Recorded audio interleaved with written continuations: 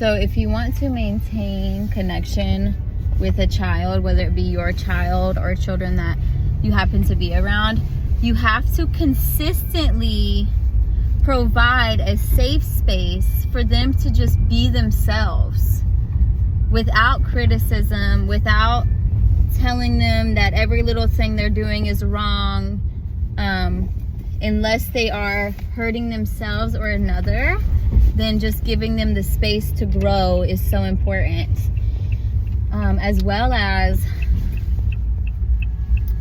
respect, like not yelling at them, because when we yell, it instantly creates this fight or flight within the child, just like it does as adults. It creates this feeling of like, I have to protect myself at all costs from this person, and it'll create like this power struggle where they'll start yelling at you, and it can get chaotic because of our approach as adults, when we should be able to navigate this situation in a more mature way.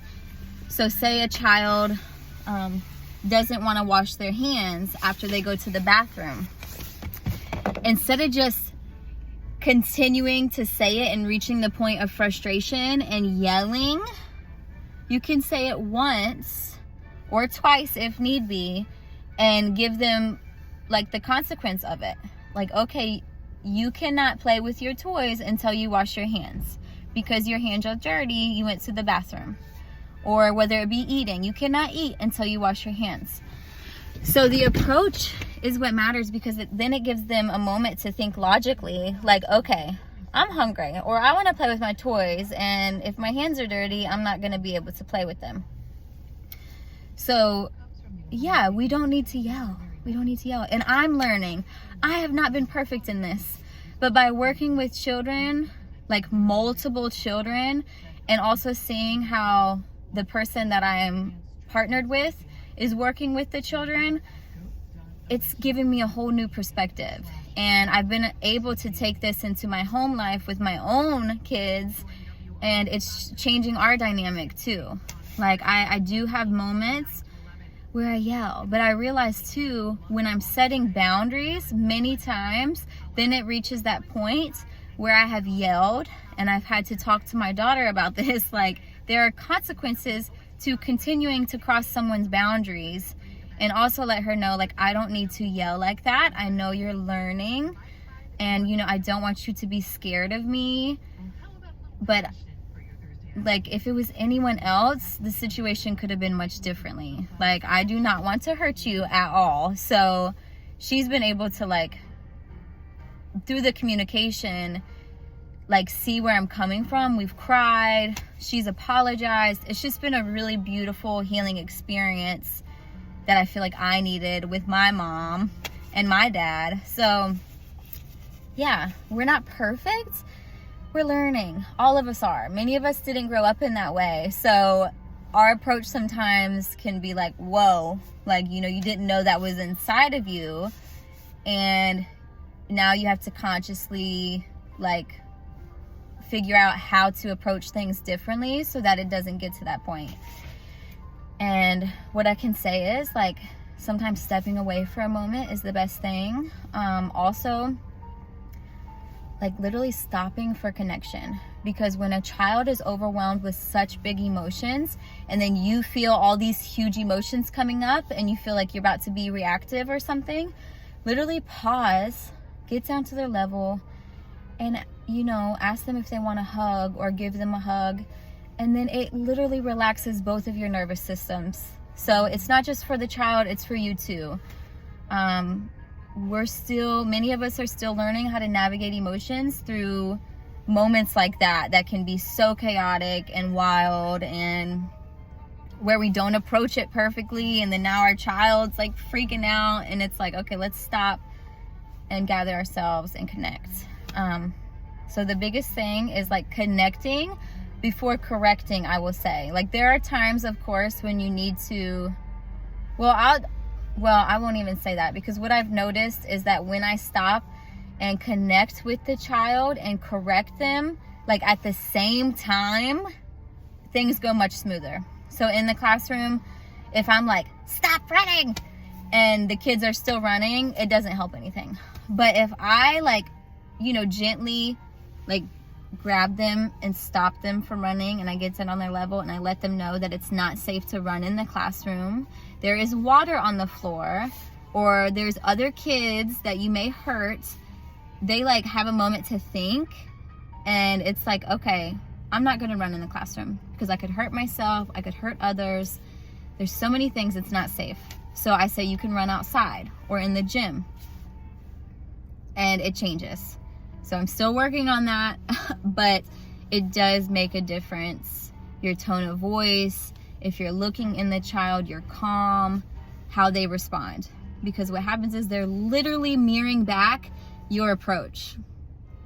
So if you care about how your child feels, and you can still care about how you feel, of course, but instead of being super reactive, like practice patience with yourself, breathe through the emotion before you project it onto a child, because they are so pure and innocent and so sensitive. And it's something we all have inside of us, but especially as children, if we don't want to create people pleasers, if we don't want to traumatize them or create this sense of unsafety between our connection, that we really need to work on our approach and like have discipline and self-control and approach it differently. Because the more that you approach it in a calmer way, it becomes easier over time, and you realize you never had to yell. You didn't have to do these things, but maybe you did so that you could learn. But you just realize like you don't need to yell now. Okay, you can just take some breaths, gather yourself, and then come into the situation much differently. And you know, you can express how you feel to the child, create space for them to express how they feel, to literally be like, you know, you can say, I see you're feeling a big emotion. Do you want to talk about it? Or ask them specifically, like, are you angry? Are you sad? And just give them space to express how they feel so that they can begin to name the emotion and the big feelings that they're experiencing within their bodies. Because this is how you raise children that honor how they feel. They know how they feel, and they honor it. Because most of the world has become numb, or they just people please and they honor the other person and not themselves. And we want to consciously create spaces where our children are confident in who they are and feel free to express how they feel. So, yeah. I'm also learning through my daughter's anger how to be calm. Be calm. That's been challenging because as children grow, especially your kids, this is my biggest learning experience too, is my kids, because I feel like as they get older, they change, then you have to see a new approach within yourself. Like, okay, what I did before isn't working now. Because my daughter's emotions are so big when she's angry, and it doesn't help when I've yelled. It doesn't help when I've tried to control the emotion. When I try to tell her what to do when she's so upset and she's like overwhelmed. So really like getting down on her level. Sometimes I sit on the ground and I open my arms. I ask her if she wants a hug. A lot of times she says no because it's still like new. So I just sit with her sometimes through emotion. And sometimes I walk away for a second so that I can do what I need to do, but I always come back and I ask her if she's feeling better, if she wants a hug now. She usually wants a hug after she's calmed down. But yeah, it's helped a lot. Like, she has hit me in certain moments and kicked me when she was angry and I was trying to approach her and give her a hug. And I've grabbed her arm or her leg, and told her, like, that's not okay. We don't hit each other. Mommy doesn't hit you or kick you, so you don't do that to mommy or anybody unless it's self-defense. But that's another thing I'm teaching her, because she's in learning like self-defense in another class. So yeah, lately I've been so calm. I haven't gotten angry when she kicks me. The last time I did, because she did it many times, but I'm like consciously sitting there telling myself that this is a big emotion for her. She doesn't know how to regulate, and it helps me be present and not yell. Like, it helps, and I have yelled in many moments, but it just has helped the last couple times not yell. I just let her know. I grab her hand and I set her leg, and I'm like, you will not kick me. That hurts. And then when you're calmer, then I will come back to the room.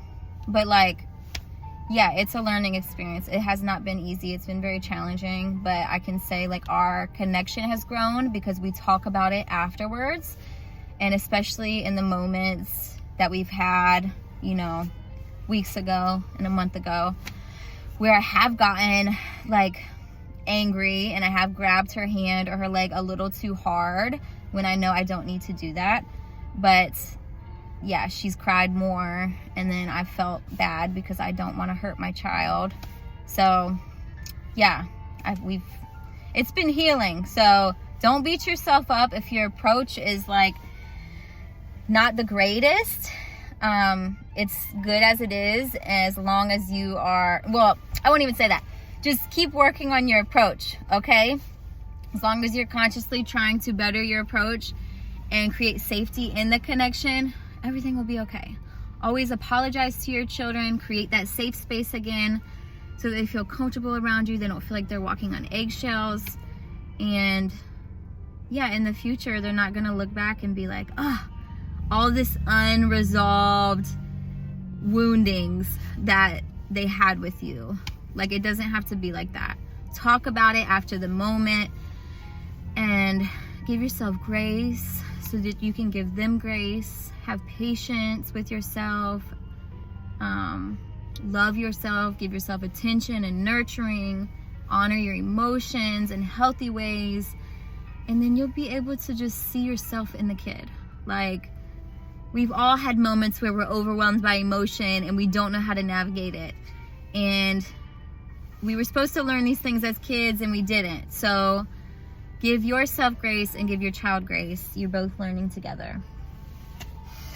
So yeah, that's the message. I had to get that out. I love y'all. Peace.